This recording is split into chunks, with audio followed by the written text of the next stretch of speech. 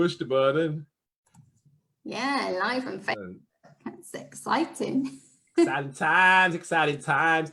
Good morning, guys. It's Nigel here with the wonderful Anna Phillips for the Love Sales, Hate Selling Facebook interview. Really chuffed to have Anna on the in the group today. I met Anna, oh my God, about 2 months ago now, was it? Yeah, I think so. And she gave this absolutely amazing presentation on doTerra.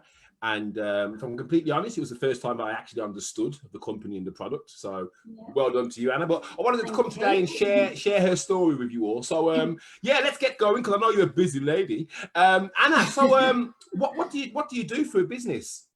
Okay, thank you, Nigel, for having me on first of all this morning, because it really is wonderful to get my story out there to people and obviously explain more about doTerra.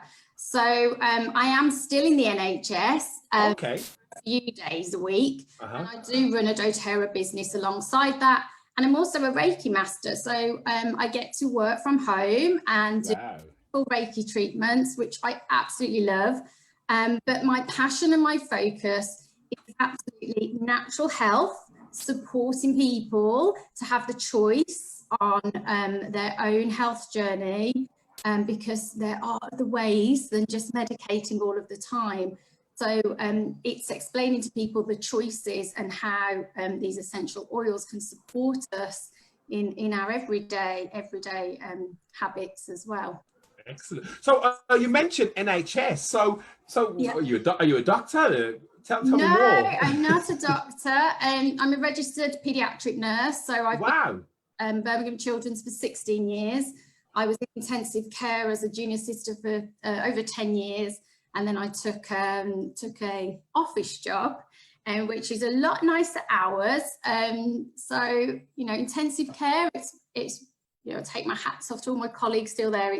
It's extremely rewarding work, but it is extremely exhausting mentally and emotionally. Yeah, of course. I think after 10 years, it was my decision that I had to come away and have a break and do some healing.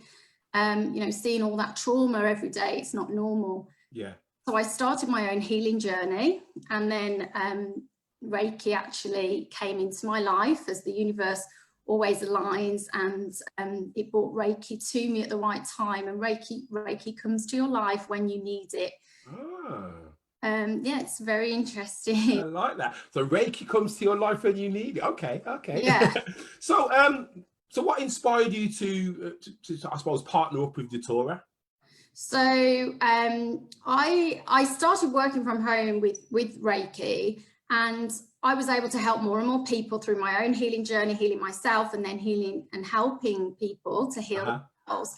But I was looking for something more. I was looking for something bigger, on a bigger scale, to help more people. And that's when, again, the universe aligned, that I found doTerra, or it found me. And I was at a yoga vegan festival in Wolverhampton, and there was a guy there on a stand, doTerra stand, smell this. I was like, wow. And I was really drawn to the table, and I kept going back. Oh, okay. I was with my sister, okay, and I kept dragging her back to the tables. But there was something about the oils that that's some powerful oil. So basically you smelt it, went off, and then you had to go about. You need to find out what fragrance that was, because that's obviously a very powerful. It was, I'll tell you which one it was. It was the wild orange and the peppermint, because we always sample people on these two. Right. Wild orange, I call sunshine in a bottle. It's amazing. Excellent. So mood balancer. Brilliant. So I didn't start doTerra straight away. I took a card and that's it. I put it in my drawer at home. That summer we were in California, and I was down at Huntington Beach with my family, and there was a doTerra stand there, and I bought 2 rollerballs, and I was like, oh, doTerra, I've heard of these. And this wonderful couple on the beach were selling these doTerra oils, so I bought some and I used them.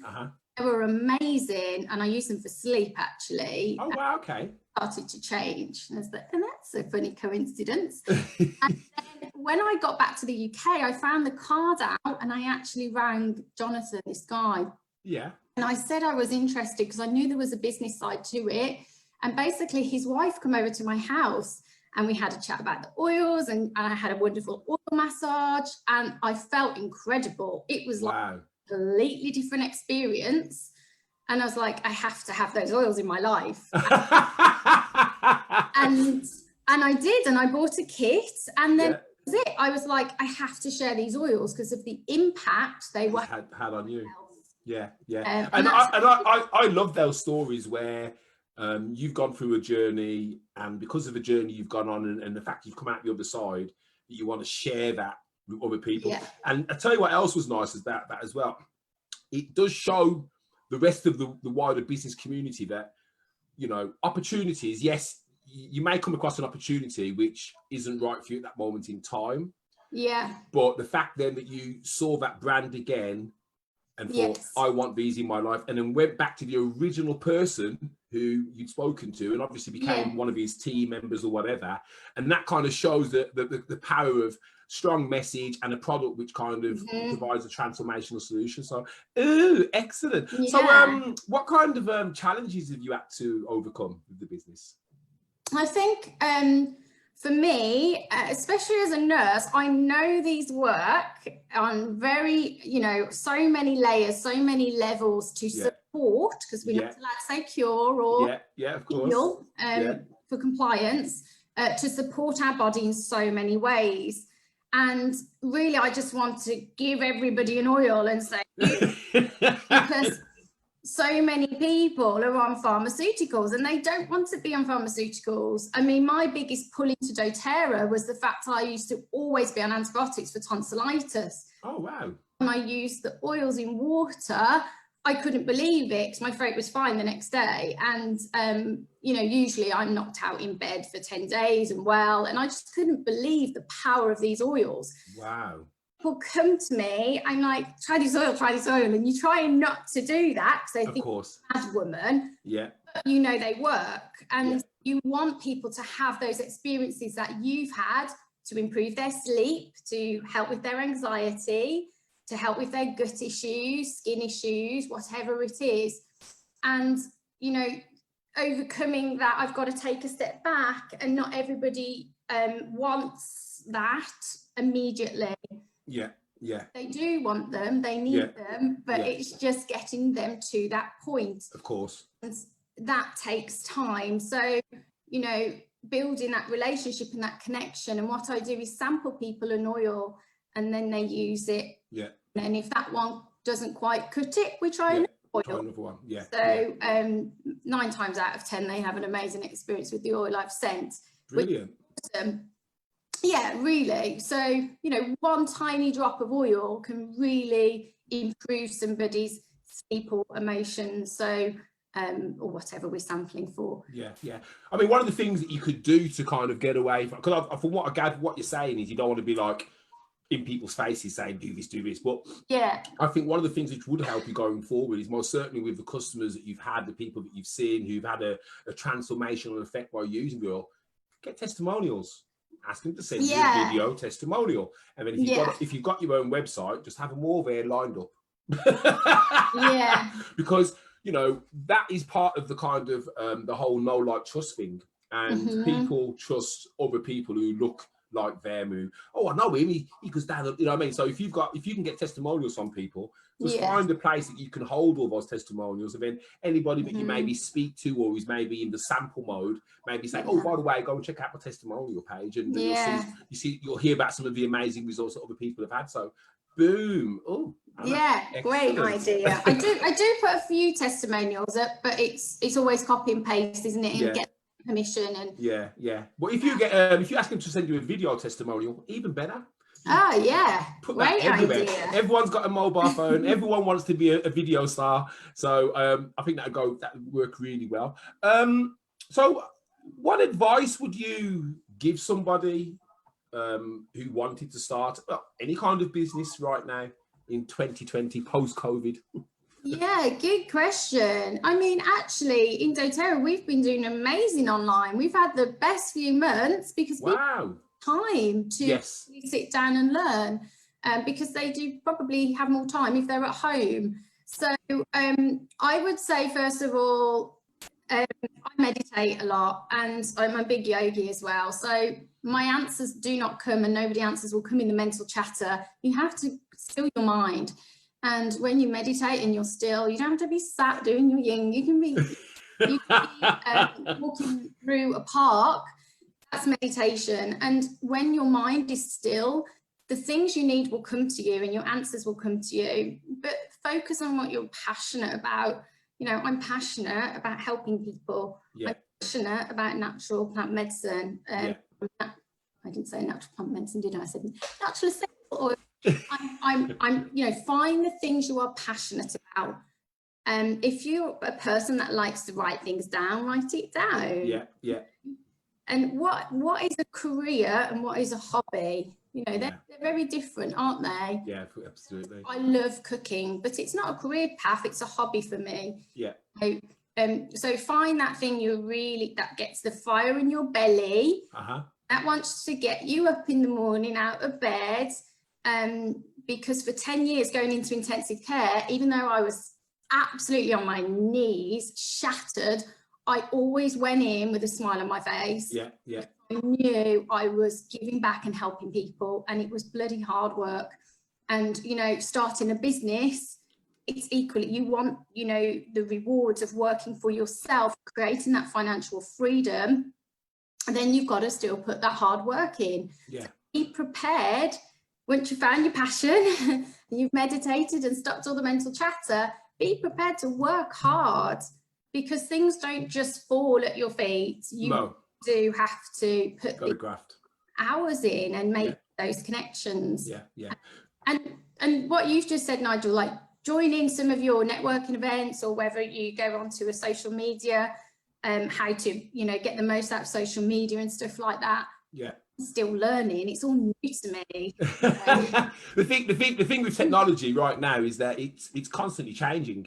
It's constantly getting faster, it's constantly getting better. The things that we're using now and we're on right now might not even be around in 10 years. Yeah. So, you know, we are on a constant drive to learn. But do you have a team that supports you with admin and onboarding and things like that? Yeah, we do. We have an amazing team in doTerra, and I'm really lucky because the people in my team are actively doing the business, so we all support each other. Yeah. The way in which doTerra works as a direct selling company, the way in which our compensation plan is structured, means that we are very much supportive of each other. Right. We are in the organisation. It's not at the top. Yeah. At the bottom, it doesn't work like that. Yeah. Very different. So we have team calls every Monday. They're recorded. We also have our introduction classes to the doTerra Essential Oils. They're all free for anybody that wants to join. We have continued education classes, because when our customers enroll with doTerra, they want that continued education. Of course, of course. Amazing. We have an amazing community.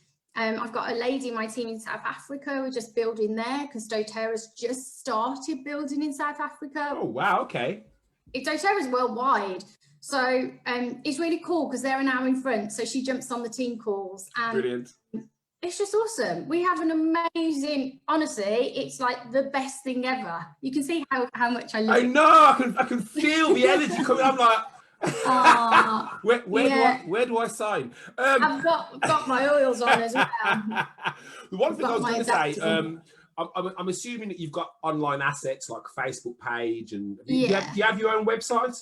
Yeah, absolutely. Yeah. So when you join the company, it's done for you. So if you can, after the interview, just jump in and drop your comments drop your links into the comments on the video. And then anybody who wants to find out more about you, wants to check out your Facebook page, go to your website, then it's all there for them.